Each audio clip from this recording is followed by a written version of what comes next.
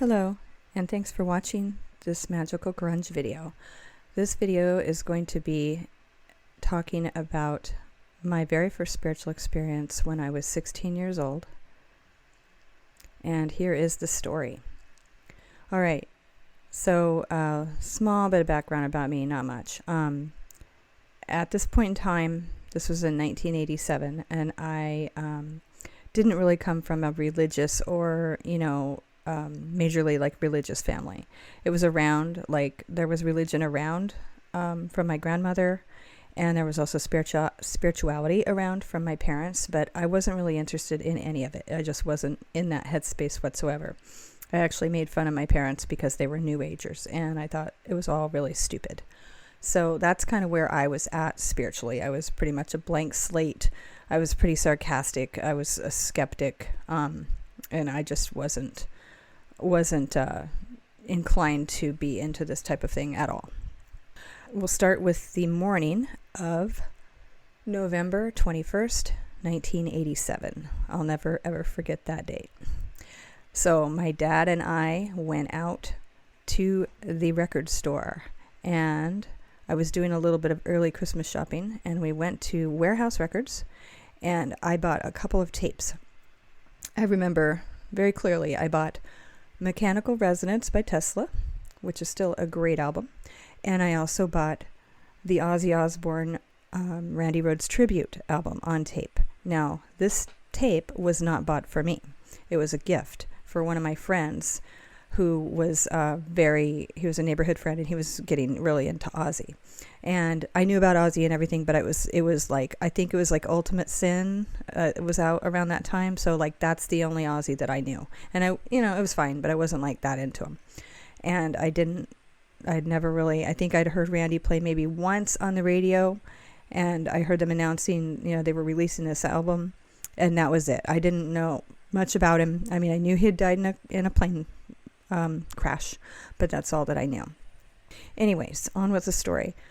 I bought those two tapes, and then that night there was a slumber party at my friend's house, and we were going to stay in a camper, like a little camper in the backyard, and that way we could be on our own, away from the rest of the house, and just do our own thing. So we did that, and I remember bringing the tapes along because I just wanted to have background music, whatever. You're going to a party, having a slumber party, you bring music with you.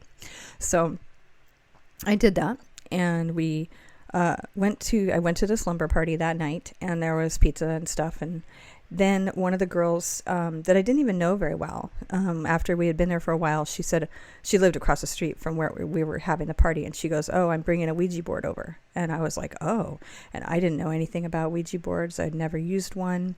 The only thing I knew about them was from The Exorcist, and it was a little ooh, that's scary, and I wasn't really sure if I wanted to get involved in that or not. So she ended up bringing it over. We all used it. I think there was maybe 4 or 5 girls all together at the party, and early on we all used it, and it worked, but it was scolding us, the board was scolding us for not concentrating enough and stuff, and we were just asking it typical teenage girl, high school girl questions. When will I get married, and does this person like me, and just stuff like that, just dumb stuff. And I thought the board was kind of stupid. I wasn't all that impressed with it. So fast forward to later in the night, and we had thrown on the tribute tape, just had it on, and then it was just me and one other girl left awake that night, and we just kind of had this vibe of well, let's just try it one more time. Let's try the board one more time. Even though we were disappointed in it earlier, we just wanted to try it one more time. So we got it out, and it was just her and I, and we had a candle. We were up on the top bunk in the camper. So it was just her and I sitting there cross-legged with the Ouija board in between us, and we had the candle going, and it was dark, of course, and all the other girls were asleep. And the tribute tape was playing. We weren't trying to do it on purpose. We weren't trying to conjure anybody. I didn't even know that was possible at that point, because I had zilcho experience with Ouija boards or any of this stuff. So it was all just sort of random. So we're sitting there and we started using the board and we felt like a different presence, and it felt different. And we started asking questions, and we got out of the spirit that it was a younger guy who had died in an accident. And I remember just having this half joke question in my mind, because I mean, the little bit that I did know about Randy, I was like, I wonder if that could be him, because I realized that the tape was playing, and I was like, I wonder if somehow that's him. I don't know, but I thought, oh no, not at all. So I just, for the hell of it, kind of blurted out, well, is this Randy Rhoads? Never expecting anything to respond. And that, the pointer for the Ouija board, I mean, it just flew to yes. So strong. And here's where things take their turn. Twilight Zone time. I felt like all the air had been sucked out of the room or something. It, like, my stomach dropped, and when he went to yes and said that it was him, I had this overwhelming sense that it was him. And I just felt it. I just knew that it was him. I don't know how. I got that feeling, and then, like, I felt like I was holding my breath, and then that snapped. That feeling of holding my breath and that weird vacuum feeling kind of snapped, and then, like, all this emotion came, and I started crying my eyes out, and I didn't know why. And then I started feeling him, and as we were talking to him on the board, I just lost it. And but in a good way, I was just super moved, and I felt the most incredible energy from him. It was like kind and sweet, gentle, loving. It was just warm. It was just amazing. And I just had to, like, stop using the board for a little bit, because I was so, like, overwhelmed, and I didn't know what the hell was happening. I've never had anything like this happen to me in my life. He's writing on the board, he's spelling out, "Please don't cry." And I was trying not to, but it was really hard to. And the other girl was crying too. I don't know what she was feeling. I wish I would have been able to talk to her more about that whole thing. But anyways, so I finally, was able to compose myself a bit more, and we continued talking to him. And one thing he did say, one of the, like, after, like, that initial part was kind of over, like, the first message or whatever he said to us on the board was, he said, "Don't do drugs." And we asked him why, and he said because drugs had something to do with his own death. And later on I found out more details about his, the crash and the passing and everything, but at that time I didn't know anything about it really, except for that it was an airplane crash. So he said that, and then he was just really sweet. Unfortunately, I can't remember a lot of, like, details of, like, what we were talking about. We were just talking about, like, music stuff, and, it's a Ouija board, so it's like, it's not like you can get into really in-depth conversations on it, but the feeling was just so incredibly sweet. He felt familiar, so familiar. I felt like I was reconnecting and rediscovering an old friend that I had forgotten completely about. And I was just, like, in my mind going, how on earth could I have ever forgotten about you, And it was really something, And so I remember towards the end, because we were like really tired, it was like 4:00 in the morning by this time, and he was saying, "You guys need to go to bed, go to sleep," and we were just like, "Oh, we want to keep talking to you," and it was like a dreamland. I mean, I felt like I was in awe. I was like in some kind of altered state of reality, and I was like, I did not want that to end. It was so amazing. And I remember asking him, I said, if I buy my own Ouija board, I said, will you please talk to me on it? And he said, yes, it would be an honor. And it's just, that's the vibe he had. He was so gentlemanly and so sweet and polite and respectful and just wonderful. So, I ended up going home a few hours later, and I was just on a cloud. I was just in a daze. came home, and I remember being really tired, but I told my parents about it because, they were spiritual. They were very spiritual, and they were open to this kind of thing. And they were actually very upset that I didn't get spirituality at that point. So I come home and I have to tell them with my tail between my legs a bit, about this whole thing. And they were okay with it. They were open.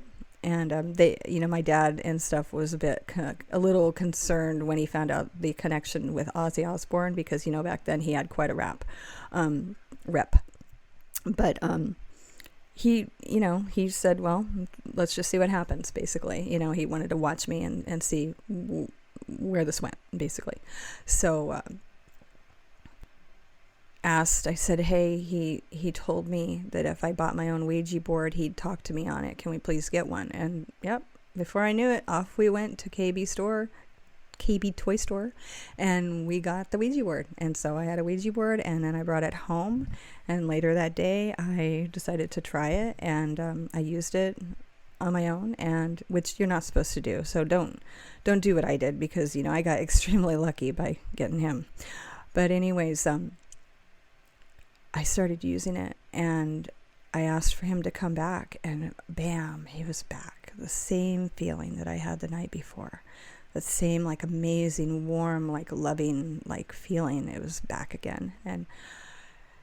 And we started talking on the board, and I asked him why talking to him made me feel that way.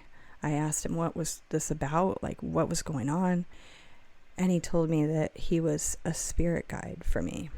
And I was, like, just completely blown away by that, because I had never believed in that or knew anything about it. And it was just completely new territory for me. So we went on like that for maybe a couple of weeks with the Ouija board. And then I started kind of getting the gist of what I started sort of feeling or knowing his answers in my mind before he would actually spell them out on the board. So at that point, he said, look, I don't want to use this Ouija board anymore, because he viewed it as being tedious and slow and clunky. And he said, I am going to teach you how to communicate with me just mentally, and we don't need the board. And so he kind of weaned me off the board and stopped using that. And then slowly he switched it to where he was just helping me, basically teaching me how to communicate with him through, just telepathically. And he did. And, I struggled. It was hard. I was 16. I was in high school. It was like him coming into my life made my life turn upside down and inside out. I mean, in a good way mostly, but it was intense. So he worked with me. I would get intrusive thoughts that, I didn't know what they were called at the time, because it was in the 80s, but now I know they were intrusive thoughts, because you feel like, there's a spirit, and they can read my mind, and, they're going to know everything I think. And it makes you sort of like get these crazy thoughts. But he was like so good with that. He was just like, don't worry about it. He's like, that's just like your mind acting up, to just ignore it, and he was just so good with helping me like get through all that intrusive thought stuff. And with time, that stuff went away, and I was able to start hearing him better. And he helped me, like, taught me how to like clear my mind, stop thinking. Basically, he was teaching me how to meditate without calling it that. And so that happened, over a course of a few months.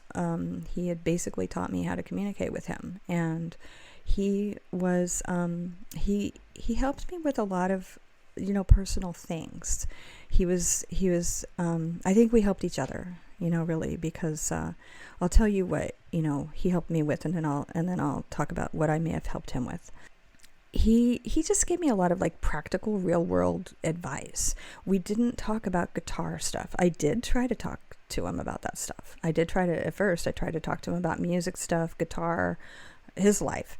No, he didn't want to talk about that stuff. He really didn't. He kept putting the focus back on me, always. He just like encouraged me, and it was just like really basic stuff. I mean, it's nothing like earth shattering. He wasn't giving me the secrets to the universe here, but he was just he would encourage me to stay like on the straight and narrow path. Basically, he would always, very much like, don't do drugs, don't drink, don't smoke, like, don't get involved in the party scene. He encouraged me to be like, think of others, always put myself in the other person's shoes, being, polite with people, being conscientious, and being, just treating people well. And I know there's other things he got, was trying to work with me on, but I can't remember all of them right now. But it was just really basic stuff, like even like wear my seatbelt in the car, just stuff like that. But it was all like stuff that was good, helpful, wholesome things for me. And I listened to everything that he told me, because I was like a puppy dog with him. It was just like this incredible, energy has come to me. We've made contact with each other, and he wants to help me. And so, like, of course, I listened to everything he said. I did everything that he guided me with, because I just, I basically really fell in love with him, and I'll get into that later. But now, as far as like what I helped him with, well, I think that I've found that, when people pass, there's a belief that, and instantly, as soon as they go into the spirit world, like everything that they went through in their physical life is just wiped clean, and it's gone, and it's no longer a thing. And like, it's just all love and light, and it's all positivity, and that's it. And I don't really think that that's the case, because with both of the spirits that I work with closely, that's not the case. They still have to work out issues from their physical lives, even when they're in spirit. So he seemed kind of down. I mean, he expressed a lot of regret about his passing, like a lot of missed opportunity, that kind of thing, really kind of a lot of sadness about it, and I would talk to him about it, and I would, just tell him, so many people love you, and, you're not forgotten, I think he just felt like he didn't make as much of an impact as he wanted to, and it was just getting started, and that he wanted to make more of a mark, and he wanted people to know him more than they did, because he was just, it was such early in his career. But I just consoled him, I just talked to him a lot, and just told him that, that he wasn't going to be forgotten, and all that kind of thing. And later on in a reading, the very first reading he came through to me on, with a medium, he said through her, he gave her the message, and he said that I was more of a friend to him than I thought I was. And so, so I hope that somehow, in my being, a 16-year-old girl, somehow I helped him, I don't know, but he seemed to act like I did. So another aspect to this relationship I have with him is he really showed me, the spirit world is made of love, that's their vibration. In the spirit world, it's like, love is like what creates the structure of the spirit world. And so they are surrounded by that, and that's what they are. And he gave that to me, he would in the first week, because this was on the 21st, and like, it was really close to Thanksgiving. And I remember that year, in the days, a couple weeks after he came through on the Ouija board, I was just like in absolute bliss. I don't know how to describe it. I was just in total bliss, and he would beam this amazing energy towards me, like at night and stuff. He would just like, it would just be like this. I don't know how to, I wish I could make you guys feel how it felt, because it was just incredible. It was just like this beautiful, warm, golden, loving energy. And he would just like flood me with it. My whole body would just be full of it. And then another way to describe it is like, you know how it feels when you're out laying in the sun and you're out in the summer or something, you're out laying in the warm sunshine, and how good that feels to have that warm sunshine shining all over you. That's the way he made me feel, but it was like the warm sunshine was inside of me. It wasn't coming from the outside, it was coming from him, but it was like that beautiful warm energy that he would beam to me. And so that was a pretty big deal for me, and he was like literally my first love. I know that might sound strange, but him being a spirit, but that's how it went down for me. That was my path. And so it was really a beautiful, amazing thing, and it really changed me. I did not believe in spiritual things before that. Having contact with him made me absolutely insatiable, wanting to know everything about spirituality, about the spirit world, about near-death experiences, spirit communication, spirit guides, the whole thing. I couldn't get enough. I was fascinated by all of it, and I still am. And so he really opened me up spiritually. He opened me up emotionally. He just did a lot. He was very healing, wonderful force for me. And he was around for quite a few years with me. And over time, he kind of slowly faded out. But he was around for quite a long time, years. And I'm very thankful for that was, going on, because it really helped steer me clear of bad influences, and it steered me off of a bad path. Okay, well, I believe that covers most everything of this story. And if you have any questions or comments, please feel free to leave them. And also like and subscribe if you would like to. And I hope you have a great day, and thank you very much for listening. Bye.